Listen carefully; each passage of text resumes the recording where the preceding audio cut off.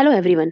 तो फ्रेंड्स, आज हम बात करेंगे बच्चे के फीडिंग बॉटल के बारे में। फीडिंग बॉटल से आप चाहे ब्रेस्ट मिल्क दे रहे हो बच्चे को, या फॉर्मूला मिल्क दे रहे हो, या 1 साल बाद नॉर्मल मिल्क दे रहे हो, आपको फीडिंग बॉटल से रिलेटेड 3-4 बातें जो हैं वो आपको पता होनी चाहिए।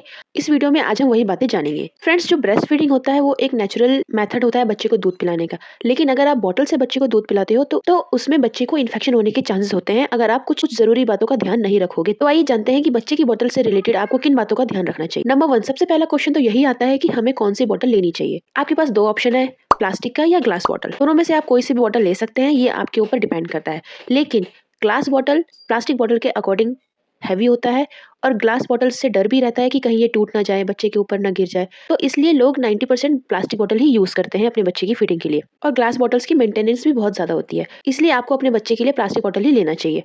अब प्लास्टिक बॉटल लेते समय आपको किन किन बातों का ध्यान रखना है। नंबर 1, प्लास्टिक बॉटल्स जो है वो बीपीए फ्री होनी चाहिए, उस पे बीपीए फ्री का स्टिकर लगा होना चाहिए। नंबर 2, आपको एक अच्छी ब्रांड का प्लास्टिक की बॉटल लेनी है, जैसे कि फिलिप्स हो गया, लवलैप, पिजन, और भी कई तरीके की अच्छी ब्रांडेड बॉटल्स आती हैं, तो आपको एक अच्छा ब्रांड ही चूज करना है। नंबर 3, बच्चों की जो फीडिंग बॉटल होनी चाहिए वो एंटी कॉलिक होनी चाहिए, यानी कि ऐसी बॉटल होनी चाहिए जिससे बच्चे के मुंह में हवा अंदर ना जाए, और जिसकी वजह से बच्चे को कॉलिक की प्रॉब्लम, गैस की प्रॉब्लम, ये सारी चीजें ना हो। इसलिए आपको एक एंटी कॉलिक प्लास्टिक बॉटल ही अपने बच्चे के लिए फीडिंग के लिए यूज करनी चाहिए। और आपको एक बात का जरूर ध्यान रखना है कि जो बच्चे की बॉटल है वो आपको 4 से 6 महीने में चेंज करते रहना चाहिए। एक ही बॉटल आपको सालों साल तक नहीं चलानी है, हर 4 से 6 महीने में आपको अपने बच्चे की बॉटल चेंज करनी है। नंबर 2, बॉटल की निप्पल। लोग बॉटल तो खरीद लेते हैं लेकिन उसकी निप्पल पे ध्यान नहीं देते हैं।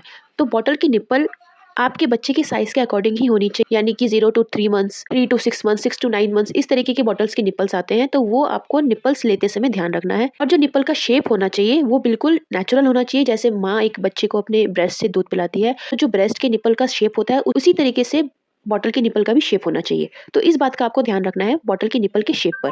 नेक्स्ट, जो निप्पल आते हैं वो 2 तरीके के आते हैं। Number 1, latex, and number 2, silicon. Latex जो निप्पल्स होते हैं वो बहुत ही ज्यादा सॉफ्ट होते हैं, लेकिन ये बहुत ज्यादा लंबे समय तक नहीं चलते हैं। और जो सिलिकॉन बेस्ड निप्पल्स होते हैं वो बहुत ज्यादा लंबे समय तक चलते हैं और बच्चों को सूट भी करते हैं। इसलिए आपको बॉटल्स के जो निप्पल है वो सिलिकॉन मेक ही लेना चाहिए। और इस बात का आपको ध्यान रखना है कि निप्पल, यानी कि बॉटल के जो निप्पल होते हैं वो हर 3 मंथ में आपको चेंज करने हैं, ताकि बच्चे को किसी भी तरीके का इन्फेक्शन ना हो। और 3 and most important thing, hygiene, यानी कि आपको पता होना चाहिए कि आपको बच्चे की बॉटल कैसे, कब, किस तरीके से साफ करनी है। ऐसा बिल्कुल भी नहीं करना है कि बच्चे ने दूध पिया और आपने एकदम से पानी से उसे धो के दोबारा से उसमें दूध पिला दिया। ऐसा आपको बिल्कुल भी नहीं करना है। ऐसा करने से बच्चे को पेट में इन्फेक्शन होने के चांसेस होते हैं।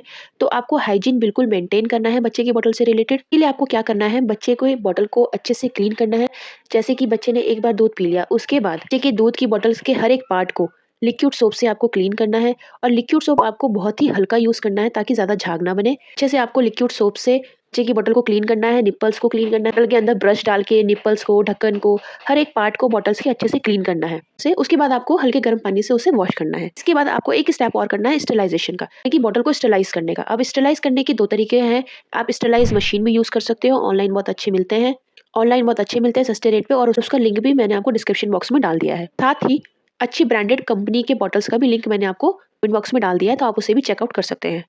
आप स्टरलाइज मशीन से भी कर सकते हैं, या दूसरा तरीका जो है नॉर्मली जो पुराने तरीके चलते हुए आ रहे हैं, बॉटल को उबाल के स्टरलाइज करना, तो आप वो भी कर सकते हैं। लेकिन ध्यान रहे कि स्टरलाइज जरूर करना है, ये स्टेप बिल्कुल भी आपको मिस नहीं करना है। स्टरलाइज करने के बाद अच्छे से जब बॉटल सूख जाए, उसमें दूध की बिल्कुल भी स्मेल ना रहे, उसके बाद ही आपको बच्चे को उससे दूध पिलाना है। आपको एक बात का और ध्यान रखना है कि जैसे बच्चे ने दूध पिया, तो कई बार क्या होता है, बच्चे थोड़ा सा दूध बोतल में छोड़ देते हैं, ये सबके साथ होता है। तो उस दूध को आपको बहुत ज्यादा समय तक बोतल में नहीं रखने देना है, क्योंकि उससे क्या होगा कि बोतल में दूध के निशान भी लग जाएंगे, दूध एकदम चिपक जाएगा बोतल के अंदर, उसमें से स्मेल भी आने लग जाएगी, और जो बच्चे का सलाइवा होता है वो भी दूध के अंदर गया हुआ होता है।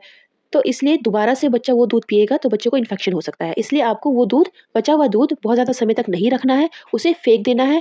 उसके बाद बच्चे की बॉटल को क्लीन करके अच्छे से स्टरलाइज करके, उसके बाद ही आपको अपने बच्चे को दूध पिलाना है। फ्रेंड्स, ये सारे पॉइंट्स थे।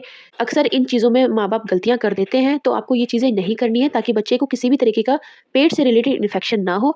तो होप कि आपको ये वीडियो अच्छी लगी हो, हेल्पफुल रही हो। अपने फैमिली फ्रेंड्स को जरूर शेयर कीजिएगा। मिलते हैं नेक्स्ट वीडियो में, तब तक के लिए बाय बाय, टेक केयर।